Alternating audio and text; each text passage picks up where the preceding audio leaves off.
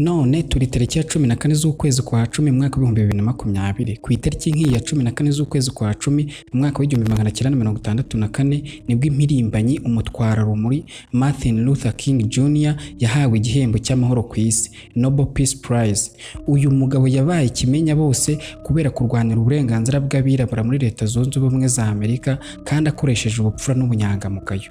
Yahawe iki gihembo kubera kurwanira amahoro ku kiremwa muntu by'umwihariko abirabura bari muri Leta Zunze Ubumwe za Amerika. Abandi bemeza ko yahawe iki gihembo kubera imbwirwaruhame yavuze tariki ya 28 z'ukwa 8 1963 akayivugira imbere y'imbaga 250 i Washington DC muri Lincoln Memorial, akayita I have a dream.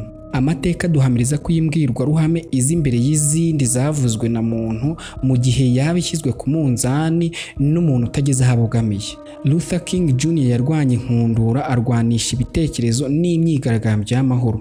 Ibi byaje gutuma hari igihinduka ku birabura bo muri Leta Zunze Ubumwe za Amerika. Hari abavuga bati iyo umwirabura Barack Hussein Obama ayobora Amerika, Martin Luther King akiriho yari kugira ibyishimo bisumba iby'umukobwa wagumiwe wambitswe impeta. Wemera ko imyigaragambyo y'amahoro hari ikimaze muri politike? Ibindi reka tuzahure mu kiganiro amateka y'amateka kinyura kuri YouTube channel yitwa Nyumva. Nitwa Impano Marius.